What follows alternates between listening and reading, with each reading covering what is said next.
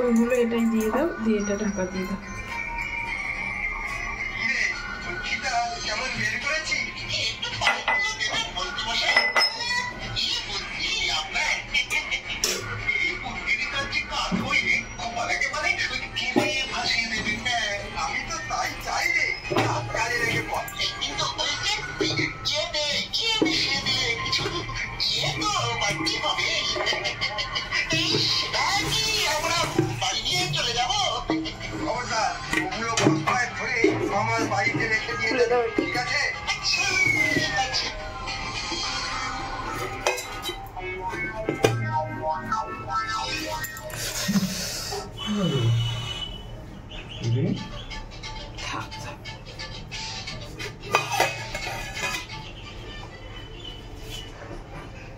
Hello everyone, good morning. আমি মঞ্জু। আমার নতুন একটা ভিডিওতে তোমাদের সবাইকে অনেক স্বাগত, অনেক ভালোবাসা।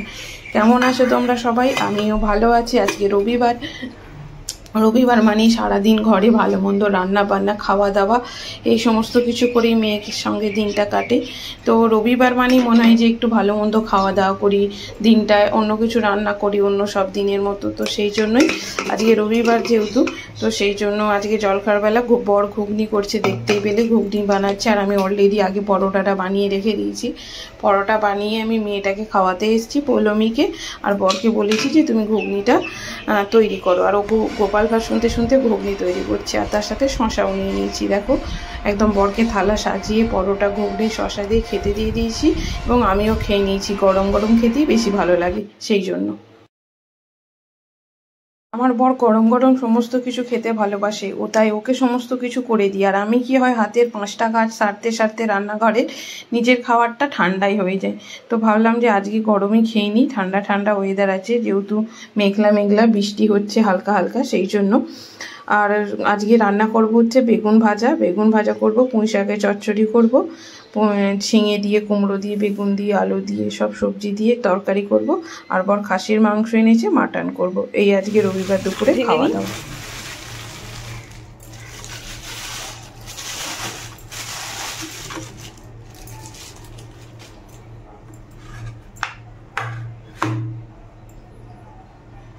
আজ সানডে, তো সানডে তাই জন্য রবিবার মাটন আনা হয়েছে, খাসির মাংস 500 গ্রাম মাংস আনা হয়েছে। পুরোটা তো আজকে খাওয়া হবে না, তো এই বেশিটা আমি আজকে আর করবো। আর এইটা রেখে দিচ্ছি ফ্রিজে, ডিপ ফ্রিজে রেখে দেবো। এটা অন্য আর একদিন হবে, নেক্সট উইক করব। একদম মাংসগুলো পিস পিস করে নিয়েছি, দুজনের জন্য এটা এনাফ। আর এটা অল্প পরিমাণই রেখে দিচ্ছি, আর একদিন হয়ে যাবে। সেই জন্য খাসির মাংস যা দাম, রেগুলার তো কিনে খাওয়া সম্ভব নয়, কিন্তু খেতে ভালোবাসি তাই। চলো মাংস রান্না করাটা দেখাবো। বেগুন ভাজা হবে আজকে রান্না, তো সেই জন্য বেগুনটা ভেজে নিচ্ছি। 2 পিসই বেগুন ভাজা করছি দুজনের জন্য, বেশি করিনি। আর করব পুঁই শাক। এটা প্রেশার কুকারে একটু হালকা সিটি দিয়ে নিয়েছি, কারণ শাকটা ডাঁটাটা সিদ্ধ হতে চায় না। তো পুঁই শাকে আছে কুমড়ো দিয়েছি, কুমড়ো বেগুন ঝিঙে আলু সব দিয়ে পুঁই শাকের চচ্চড়ি করব। আর মাটন করব। মাটনের জন্য আদা কাটা হয়েছে, টমেটো, এখন আলু পেঁয়াজ রসুন কিছু কিছু ছাড়ানো বাকি আছে। তো ভাতটা বসিয়ে দিয়েছি, করবো এবার আস্তে আস্তে। বেগুনটা ভেজে নিই।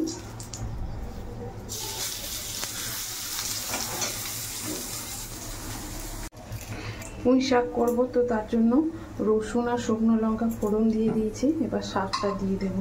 একটু রসুন ফোড়ন দিলে খেতে টেস্ট হয়।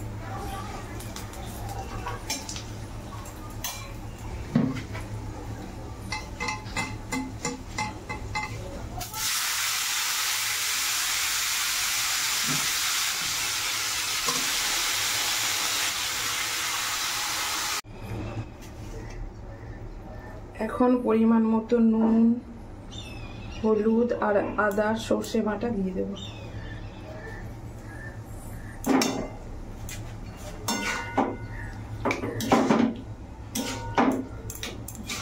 আর নামানোর সময় মিষ্টি দেব।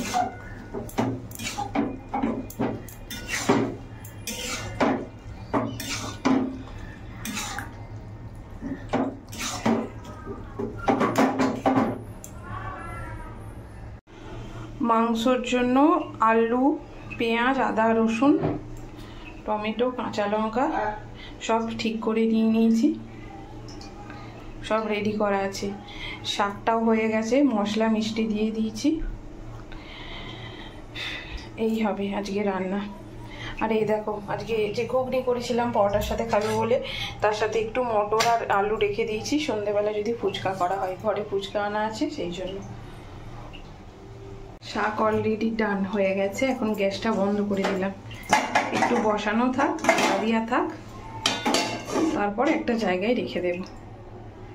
বেসিনেও অনেক বাসন জড়ো হয়েছে, এগুলো মেজে নেব। আর দেখো কিছুটা পরিমাণ রসুন ভিজোতে দিয়ে রেখেছি, কিছুটা পরিমাণ রসুন ছাড়ানোই হয়েছে। তো এই বাসনগুলো এখন ধুয়ে নেব। আর এই ভেবেছিলাম মাটন রান্না করছি তোমাদের সাথে শেয়ার করব, বাট সেটা আর হয়ে ওঠেনি। ওই যে এখন আবার মেয়েকে সলিড খাওয়াতে ধরেছি। এখন তো সবসময় মানে ব্রেস্ট মিল্ক ছাড়াও ওকে সলিড খাওয়াতে হচ্ছে, তো সেখানে অনেকটা প্রায় 1.5-2 ঘন্টা টাইম লেগে যাচ্ছে খাবার করে ঠান্ডা করে ওকে ভুলিয়ে গল্প বলতে বলতে ঘোরাতে ঘোরাতে খাওয়াতে। সেই জন্য আর রান্নাটা শেয়ার করতে পারিনি। আর আজকে বড়ি খাসির মাংস রান্না করেছি। কিভাবে করেছে বলো তো?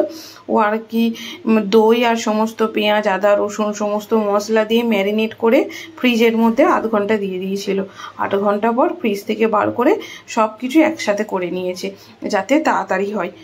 তার খেতে কিন্তু খুব ভালো হয়েছিল। আমি নিজে মানে গ্রেভি মানে কি বলবো, একটু ঝোল ঝোলও হয়েছে, মশলাদারও ঝাল ঝালও হয়েছে, এরকম নয় যে তেল তেলে পাতলা হয়েছে। সমস্ত রকম মশলা দিয়েই করেছে, খেতে খুব ভালো হয়েছিল। বর প্রথমবার মটন বানালো, তো ভালোই লাগলো খেতে। তাই এখন চান টান করে বরকে সাজিয়ে গুছিয়ে খেতে দিয়ে দিচ্ছি। আর ভিডিওটা এখানে শেষ করছি। কেমন লাগলো জানিও। টাটা।